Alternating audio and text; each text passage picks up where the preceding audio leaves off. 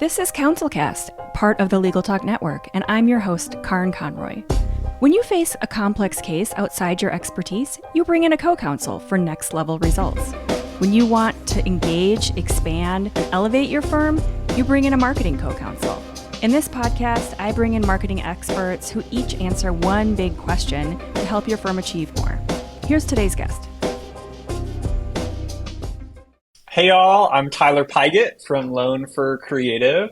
It's an agency I started about 8 years ago, helping people grow their brands and grow their companies and meet some of their marketing and sales objectives. And I'm pumped to be here today. Thanks for having me. Thanks for being here, Tyler. Let's just start by saying that we both have difficult to pronounce names, and we're both working on it, and Yep. like that is just an experience in life in and of itself. So Totally.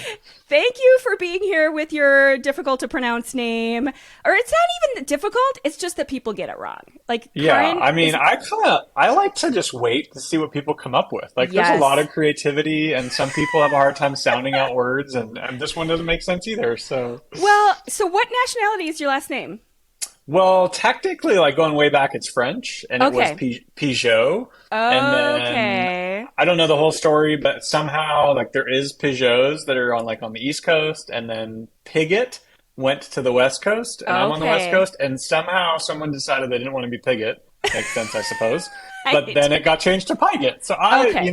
I just was born with it, and I just had to go with it. I So, like Pigott. I think that's different, and that makes sense. And I don't know, it's not that hard to me. I think it's easier than Pigott, but I could see the O getting mixed up. And honestly, I don't think Karin is that hard, but it is such a challenge every day. Every Yep. day of my Yep. life, I get the issues. So anyway, we Love are it. not here to talk about names and pronunciation. We are here to talk about marketing. Yep. And we've got a great topic, so I don't want to waste time. So today we're going to talk real specifically about website stuff. Yeah. So the topic and the question is, how can I uplevel my website? And we're going to dig right in because there are so many places that people are making mistakes. And I know that you probably get these calls and you're talking to kind of potential clients coming in. And the first thing I do is I pull up their site, where they're at now, if they have a current website, obviously. Sure. And right away, my head starts like click, click, click, click. Okay, problem. You got to do this. This is not working, and I can see it. So where do you usually start? What's kind of the first thing that you kind of look at and start and look for? Yeah, no, great question. All right, I'm going to try to keep this as condensed as possible, and then hopefully actionable people can run with it. Yep. But yeah, we could probably do like a whole like Netflix season on websites and all that stuff. Would So not be this very goal well is goal rated. to keep it condensed. Yeah, exactly. Especially with you and I. Okay, so first thing I would say, kind of looking at, is really what's the problem you're going to solve. So if I Yes. just like jump into your customer shoes, your prospect shoes, who you're going to sell to. And I think we can all agree the only reason that people get out their credit card or buy something is because it solves a problem. Right. And so it could be a car, it could be something, a healthcare plan, it could be, I mean, literally anything, but it's solving some sort of problem. And so I would say that's the biggest thing to focus on, but also the thing that I would say we see can be a disaster as well. Exactly. And I'm going to stop right here just to reinforce this because honestly, for a lot of law firms, this right here is a huge light bulb. And still to this day, even though we have been addressing websites in this way, in this first impression kind of message, I want to say for at least 6 or 7 years. Don't you think? How long do you think Yeah. it's been? There was a change when all of a sudden we started doing this. And when do you think that started? Maybe 2015? That's what I was going to say. 2014, Yeah. 2015, 2016, that kind of period, it felt Yeah. like people were like, hey, my digital storefront is now super crowded. Yes. And I need to figure out how to like kind of cut through all the noise, and paid ads were going nuts at that point. And so Right. I think there's just so much noise that people had to go, okay, how do Wait I a be minute. more specific? Yeah. Yes. And before that, the majority of law firms were really, I will say way back in the beginning, when I was still doing like HTML sites and whatever, Yeah. law firms were starting by, I had some that would literally mail me a brochure and say, Yeah. can you make a website out of this? Like just Totally. basically, they're picturing me just scanning it and then boop, there's a website with the Yeah, same that's how it works. Totally. But whether it was literal or kind of figurative, It was a brochure. And it was Yeah. basically like, we're X law firm in Y city and we do X kind of law or Z kind of law. Then there's this shift. And this shift that we've been talking about and talking about and talking about is what you were describing, where what is the problem that you solve? Not just like throw out a brochure and this is us and this is what we do, but what are people coming to your website for? So that is your first impression. That is the first thing on the homepage, header, top of the website that you should be talking about. Not where you're located, not what kind of law you do, unless, you can work that into that message, but it's not about you. And it's definitely not about where you went to law school. Oh my gosh. Or how long you've been practicing law. No. Or, exactly, like we could keep going on. But like, just again, it's try to see it through your customer's eyes, and people Yes. only buy things for problems that they fix. So the Right. fact that you've been in business for 49 years is super cool, but that doesn't solve any problems for me if I'm looking for you as a customer.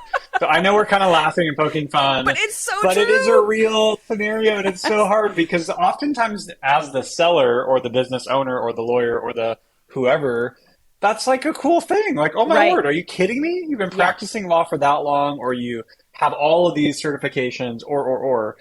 But rest assured, there is a place for those things. Right. It's just not what we call in website world above the fold. Yes. So it'd be like, that goes to a terminology on like newspapers and stuff. But above the fold meaning it shows up on the screen right when someone looks at it. Right. And you've got less than 5 seconds to get somebody's attention that they're in the right place. So that obviously Right. means your website needs to load fast and all those things. And that's a whole nother conversation.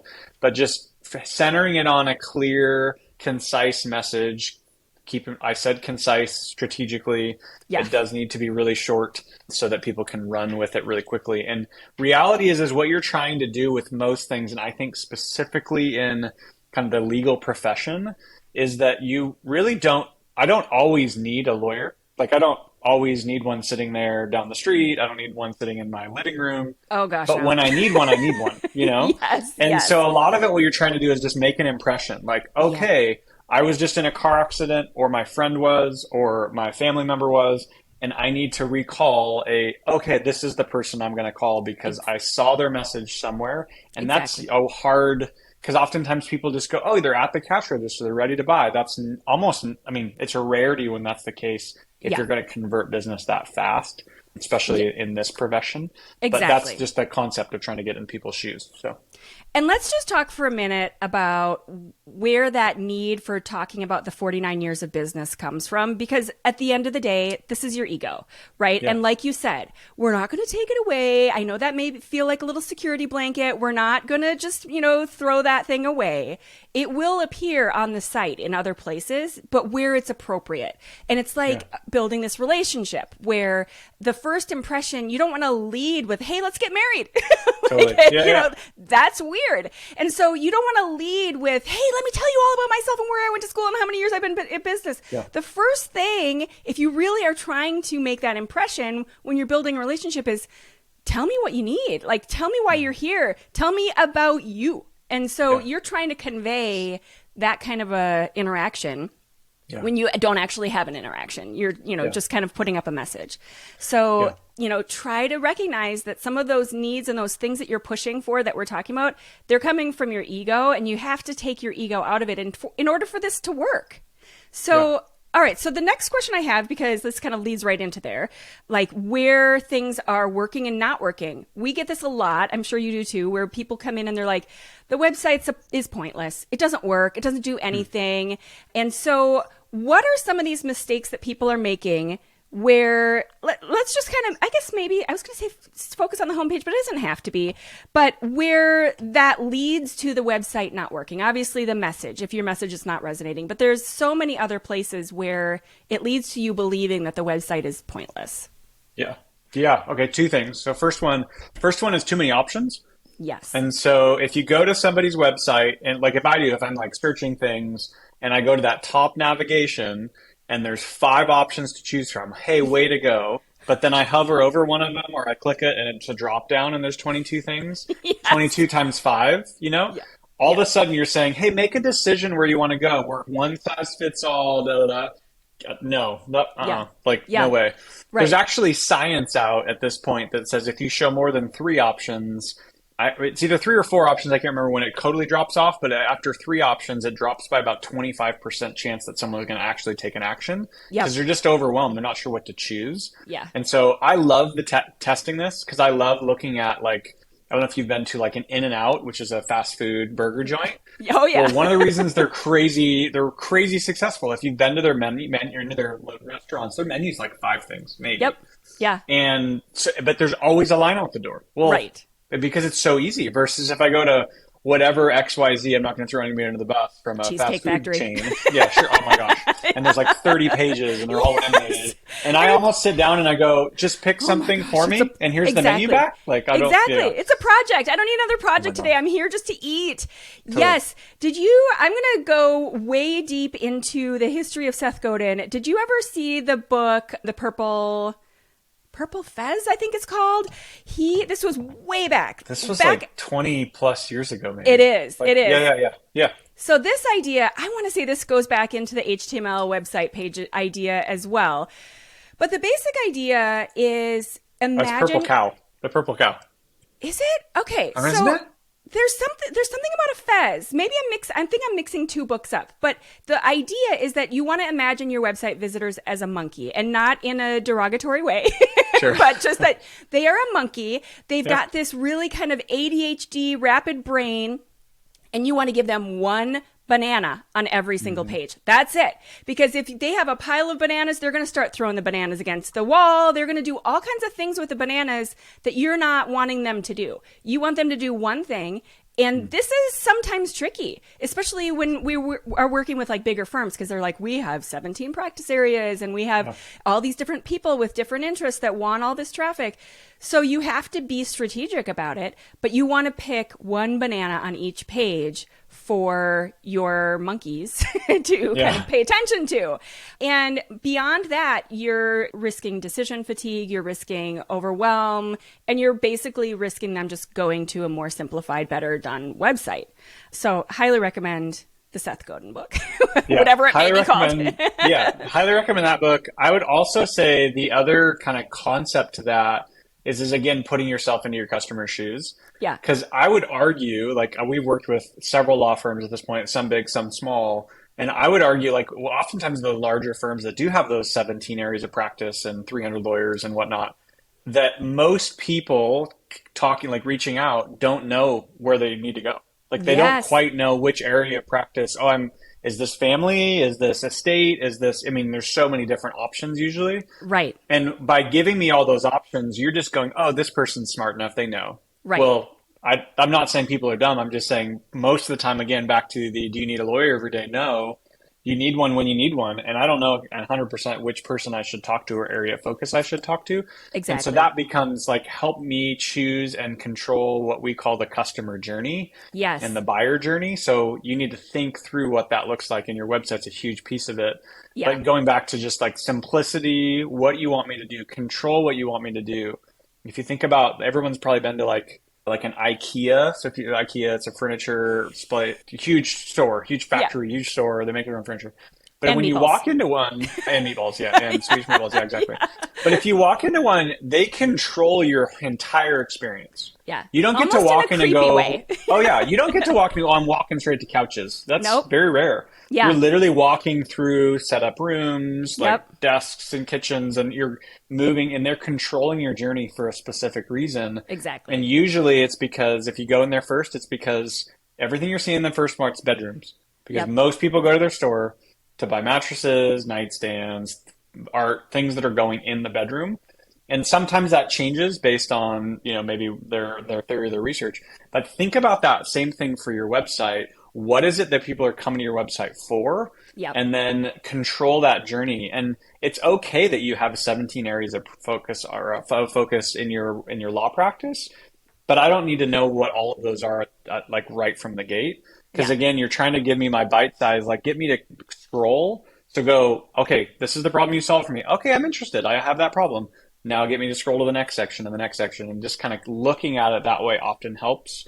And I am talking about a lot of work. This is a lot of work to figure this out. Yeah. But in this day and age, I mean, everyone's looking at your website first. Yeah. It's such a rarity across any like economic spectrum that people aren't looking at your digital properties, if you will, before they're making a buying decision. So Right. you do want to spend a fair amount of time on it. So that's the first one, complexity, Right. and reducing that one. And that one more after that. I'm just saying it out loud so that I'll remember. Okay. Well, and I wanted to add that just to kind of reiterate and also add to this idea that you don't necessarily know as a visitor or a potential client what you need. So this Yeah. idea that you're coming in, you don't know if it fits under family law, you don't know if it's estate planning. So predict that. And that's what IKEA is doing. And Apple does this Yeah. really well. Even Yeah. Steve Jobs talked about my customer, or I guess they're called customers, not clients. They don't even realize what they want. And this is what happens all the time at these Apple events. Like they release a thing and it's like, okay, so what's on the new phone? It's like, do I need that? What is that even? And then all of a sudden you're like, I cannot live without that whatever thing that I didn't even know about yesterday. So this is what you need to sit down and predict for your clients. And this is that user customer journey that you're talking about, where you predict what it is that you know that they need, that they don't even realize that they need. So you have worked through these kinds of family law cases before. You have known that they come in and they're not quite sure where to go. So say, instead of saying family law, you say, are you facing a divorce? Are you looking for a will or trust? Or even put it in the phrase and the language of that potential client. I am facing a divorce. And then you click there. And instantly it feels right and they feel understood. Yeah, So I think the one of the things to like reiterate on that is again putting yourself into like reality of your size of business. yes. Because sometimes it's like I love using the Apple examples, Nike, IKEA, all these, but like thinking about Nike and going, oh, I went to their website and they've so what, thousands and thousands of SKUs, but they didn't start there. And they Right. really only started with if you would have had a website back in the 60s, 70s, kind of 80s as they were growing their brand, they would have started with a running shoe and Yeah. then maybe added a few versions of that. It's like Yeah. that's like a natural trajectory. And so just think about like the simplicity of where you should be today versus, Apple's a great example, but what did they do? Like $400 billion last year or something like that. Yeah, Like exactly. so they You can guys are have a not little bit of Apple. a messier website Right. because they have so many products now. But Right. again, back to the day they had like one computer they sold. Yeah. It was super simple, and so just thinking about that, putting into context and reality to where you are as a business Yeah, is really that's helpful too. super. I know you had one other point you wanted to talk about, but I feel like that's a really interesting point that, listen, you're not building a website today for 10 years from now. Like, let's Yep. just be honest. Where you're going to be 10 years from now is entirely different, and you're going to have a revision maybe a few times over between now and then. So build it for today and Yeah. recognize that you need to build it for growth and all of that other stuff, but it's not going to be the same. And Yeah. and that's what it should be. Yeah. And I Okay. think like the mentality of what used to be of like, oh, I redesign my website every 3 to 4 years and that's it. That's gone. Sorry, Yeah. everyone. Like you're actively working on your website every month or All you're the time. losing to your competitor. Exactly. And that's okay. People can have different mindsets and such, but that point to your point, like you're constantly evolving for, well, what's today, maybe what's next month, but Yeah. just launch a product in a year, that's totally great. Add it to Right. your website, redo the customer journey, that's totally fine. Right. But Um, if you're leaving it go stale, that's basically a magnifying glass on everything else that's happening in your business as well. yeah, So you let that go stale and then don't come to me with questions about why is my phone not ringing? Like it's totally. all symptomatic. Yeah. Okay. So you said that there was another element that you wanted to talk about too. Oh yeah. Okay. So first one, clarity, like in your menus, too many options to choose from, and in a lot of ways, too many jumping off points, decision Yes. fatigue, all that stuff. Second one is clear calls to action. Oh And gosh. Yes. so I oftentimes refer to this as a cash register. So I kind of cut my teeth in the grocery business, selling into grocery stores, selling into big box stores, consumer products. And so I studied a ton around grocery stores, placement of products, all those things. And one thing that was fascinating to me is there's likely not very many grocery stores y'all have been in where you don't walk past the cash registers to go to the store. And the reason why is because they want you to know where to buy the stuff. Oh, I love Right? that. And so, and Yes. that's where every good business is like that. If I go into Home Depot, like I'm trying to throw out big national brands, but Like you walk past the cash registers to get in there. Some of them you can't even get in the exit door to go past them, but they still pushed you past it. They want you to know where you're supposed to buy stuff so it's super clear. Just So imagine a world like I'm without picturing, those. sorry to jump in, but I'm Yeah, picturing like a Gap store where it's way in the back. What yeah. is that? What's happening there? Because sometimes I am picturing myself walking around different ones trying to find that cash register. Are they just making a giant mistake? Like that seems so It's obvious. the what this happened a couple of years ago, I guess more than a couple of years ago, but when Nordstrom's and Nordstrom's Rack, so they're kind of like, I don't know, their next version of their store, they started removing cash registers and doing those like mobile payment things. Yes. And they started to have people, I mean, and I myself included, would shop there sometimes, and it was like, I have all these. I'd like to buy these to some like like, and I'm standing here if you're listening to audio waving, like going, Yes. where on Yes. earth am I supposed to pay? I want Right. these five things, and I want to give you my money for them, and I don't know where to Right. give you my money. I'm And also so, picturing myself. I'm seeing that same scene, and I'm looking around. I'm like, do they work here? Is that totally, an oh yeah, employee? Like, totally, can I give you my money, or yeah, are you just like some random? yeah. That's So so I don't know true. if they're like, like looking at your example, like Gap, or there's tons of other stores. I don't know Yeah. if they're losing something, but I Right. would say they are losing clarity. So Yes. so when I walk into the store, I'm still going to buy something or find something or whatever, but they are requiring me as the customer to just burn more calories to figure Right. out what am I supposed to do with this? Oh, there's the Yeah. line, or I'm going over there or whatever. It's confusing. And Yes. so thinking through your website, just go, hey, where's my cash register button? Yes. So you always want to be super clear to what's the point? Like what is the thing you want me to do on the website? Is it book a Right. call? Is it add to cart? Is it, tons of different options. Right. And it may But not that's super be important. like a lot of firms that we've worked with, they are very kind of anxious and they pull back from the idea of sales and all of that stuff. And they may have been around for 49 years, like the firm we were talking about before. Yeah. And so they're really trying to build kind of a reputational based site. So for those firms, they really don't want it to come across as like add to cart kind of a button, where in the legal world, it's usually, book a call, contact us now, pick up the phone. So for those firms, you still have a call to action. There's still a point of the site. And typically it's read more about our attorneys. So like click Yeah. over to the attorney bios and you're basically kind of building that reputation building and validation and all of that, or read more about the stuff that we're writing about. So like, Yeah. so it's a softer sell, but there's still a point. Like you still Yeah. need to have goals and points to your website and you need to figure out where you're pointing people because otherwise they land on your site and you don't want them to have a bad experience. Like Right. that's not good, Yeah. obviously, like to be Yeah. obvious. So we call them two different things. One is a call to action. Every website should have it, whether you like sales or not. Tell me how to jump to the end of the line and spend money. Because if I Yes. show up at your website and you don't have that, and that's what I want to do, I'm going somewhere else. The second piece would be transitional calls to action, and that's totally Yes. fine. It just Yep. means I'm not quite ready to spend money yet, or contact or talk to a salesperson or talk to a lawyer, but I Yep. still want to know more information.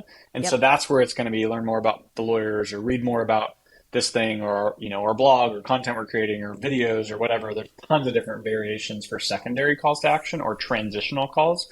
Yeah. But to the people that don't want to feel like there's too salesy, you're not too salesy by telling me what you want me to do. Yeah. Yeah. I mean, there's a lot of products on Amazon. Every single one of them has a buy now button. It doesn't mean I bought all of them. It just means that I know exactly what to do when I'm ready to buy one of them. Yeah. So it's like, that's super important to just go, what's your cash register? Meaning, Right.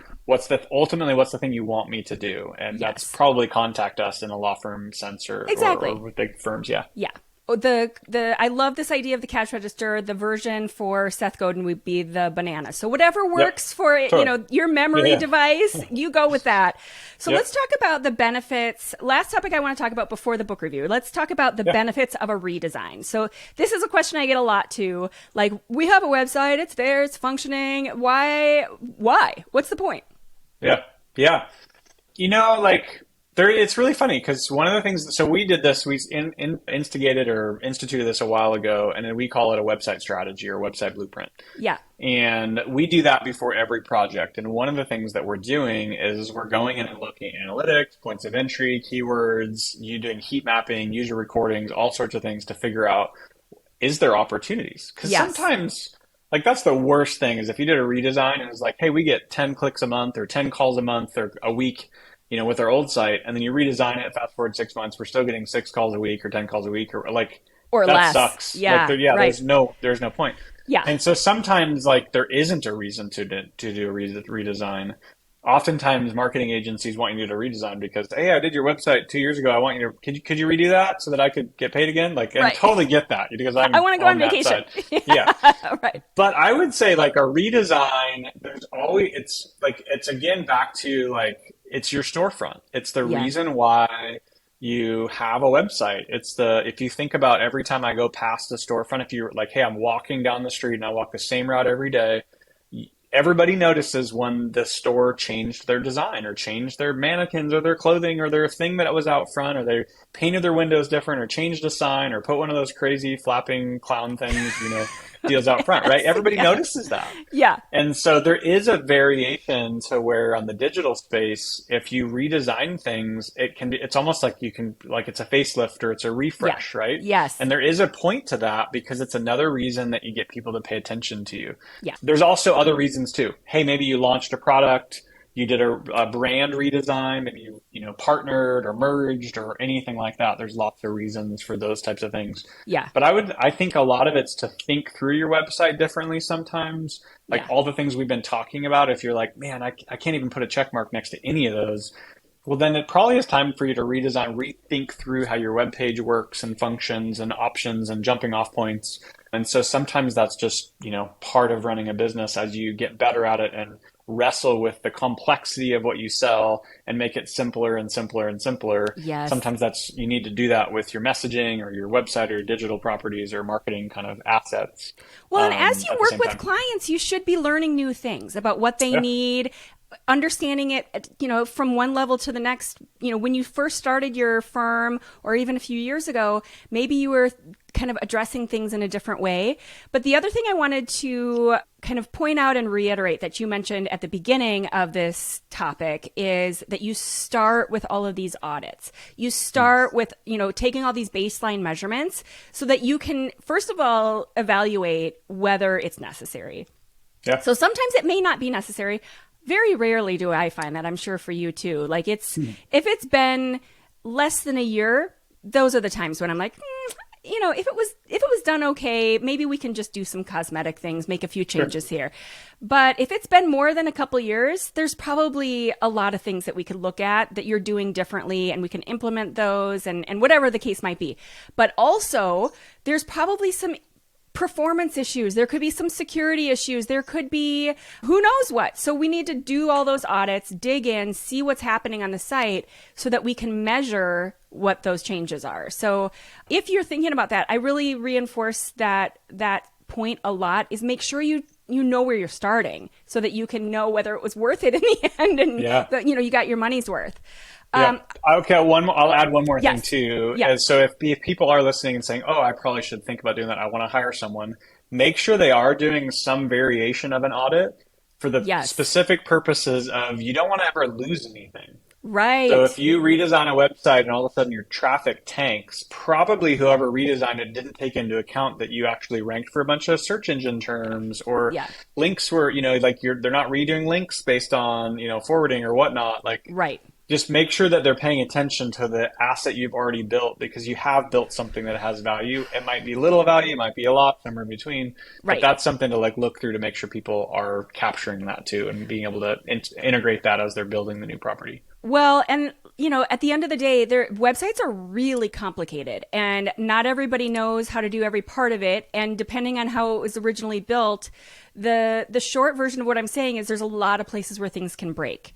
And so they either aren't aware of how it was set up, they break it, or, things just happen. And so it kind of, make sure you have those backups, make sure you've kind of know where you're starting so that, whatever, if things happen, which they often do. Yep, totally. All right, it is time for the book review. So if you're looking for some inspiration for your reading list, we've got a whole library on the website of all the books that all of our guests have recommended. We've got some really good ones, a few weird ones, and whatever. But, we've got something for everyone, that's for sure. Yeah. So Tyler, what's the book that you're going to recommend for our library today? I love it because I didn't know that. I didn't know that resource. I'm totally going to check out the web. I'm going to look at the website afterwards and get some I reading can't wait for you to look inspiration. for the weird Yeah. ones too. Yeah. All right. So, book I'd recommend is called Who, Not How by Dan Sullivan. Nice. And the title probably gives a lot of it away. So, you're talking about your who, not your how. So, the concept being as you're growing a team or you're hiring people or partnering with people or bringing others into your organization, you're really thinking about the who of that person, not necessarily the how. And most founders or people starting things do want everyone, I mean, myself included, Karin, you're probably the same, are a little bit of control freaks and you want, Yes. you know, Yeah. like you want it done a certain way and yada Yeah. yada. Yeah. But when you bring in the right people, so the who, when you bring in the right people, the how doesn't matter as much because there's probably actually like 300 ways to accomplish a task or a Yes. project. Yep. And letting the person you're bringing in be more of a kind of a strategist, masterful, be able to get that project done versus Yes. you trying to micromanage or control that. So the whole book's about that. Dan It's Sullivan talks a lot about like the 10x mentality versus the 2x. And what's so that? pretty much all of us can imagine, well, what if I did twice the amount of effort or the energy or, maybe made twice the amount of money or whatever it is. Most of us can imagine what life looks like, what I would need to do that, people I need to hire, tools, systems, whatever. But if you think about 10x, that's a whole different mentality or mindset Yes. shift that you have to think through. And so he challenges you a lot with some different examples and frameworks he has for that. So that's the book I recommend. I mean, it's a great read, especially if you're growing a team or a manager of any sort. I am such a fan of this idea, and I've learned in so many just life places in general, aside from work and business, about getting the right people in place that are way better than I am. So I want to just share one example. I use ClickUp for our project management. And Yeah. I'm in all these different groups and I've heard about all these different things that people are using ClickUp for. And I'm like, I don't have time for that. I mean, Yeah. I do have time to save that time and to set up these great ways, but I don't have time to figure this out. And so I found this amazing woman who has a whole team, and she went through our entire business from calls to sales to client care and our ticketing system for our maintenance plan, not to mention obviously our project management, all of that stuff. And we spent 6 months on it. And it is unbelievably cool. Like the things that she set up. And initially I was, she kind of walked through everything that I needed. And she's like, well, how do you do X, Y, Z? Well, I do this, well, have you ever thought about this? No, I've never thought about that. That is such a cool idea. So like being open to this idea that there's so many things out there that you're not even aware of in all of these different kind of subsections of your business, that you can find the right people, plop them in, and they're going to take things to a next level that Yeah. I for sure never would have done on my own. I could not have got the things in place that she did on my own. So a huge fan of this idea of getting the right person and recognizing and giving them kind of that freedom to do the right things and take it to the next level. That sounds great. Totally. Who's I love Dan it. Sullivan? Is he one of the guys from Freakonomics, or am I mixing that up? Has he written other stuff? He has written other stuff. He started a coaching program. I think it's called Okay. Strategic Coach. I think that's what it's Okay. I called. think there was somebody else that recommended one of his other books. That's what I am Okay. mixing him up with somebody else. I know he's written some other stuff, so I don't remember. That's the only Sorry one for I've the read quiz. from his. Yeah, I don't know. Whatever. But no, like I know he's starting a coaching program. A lot of it is based on the frameworks and stuff in the book, but he might have another book too. All right. So Tyler, what's one big takeaway that you'd like people to get from this overall episode? Oh man, I would say figuring out. I mean, pretty much everything we talked about was putting yourself in your customer's shoes. Yes. And that's so hard to do sometimes because you're so far in it. Like you've been drinking your own Kool-Aid for so long Yeah. that you're just like in that routine or you're so far on the other side. But figuring out a way to come back and actually listen to like your customer, understand what they're going through. That's going to help you really craft everything we talked about, from message to complexity to the cash register buttons and to this individual, like take one banana on each page. Like it's going to help you figure out what each of those should be Yeah. if you can put yourself in your customer's shoes. So I'd say that's like the biggest thing is figuring out how you do that. Sometimes it's, surveys and NPS scores and feedback and all sorts of things. Other times it's just how do you like pull yourself out of your regular routine and put yourself into a shopping experience, if you will, for your Well, brand. So, And other times it's just hiring the right person to get that message done for you. Maybe a yeah, lot of times true. this is not legal language. This is not language that you're going to write in a legal brief. This is Yeah. strategic marketing language that you've got to do right, and recognize that a lot of people, this isn't something that you're trained for. And that's fine. Just find the right person for that. And honestly, this is where we regularly see websites where we look at their traffic and it's just like clicking along, 10, 20 hits a week, or, something really kind of sad and pathetic. And you see that hockey stick spike Yeah. where all of Yeah. a sudden people are paying attention and they just have a different feel about you and your firm when they land on it. And it just is a game changer. So if it's no question that will change things if Yeah. you do it right. Totally. 100%. Awesome. Tyler Pigott, I got the Yeah, the there you pronunciation, nailed it, is the founder of Lone Fir Creative, and such a great conversation. I feel like that was super valuable. Thank you so much Cool. for being here. Absolutely. Thanks for having me. It's fun to be here, Karin. Nailed it. Yes. Thank you for listening to this episode of the CouncilCast podcast. Be sure to visit our website at council-cast.com for the resources mentioned on the episode and to give us your feedback. If you enjoyed this episode, I would appreciate if you could rate and review the podcast on Apple and subscribe to your favorite podcast platform. See you on the next one.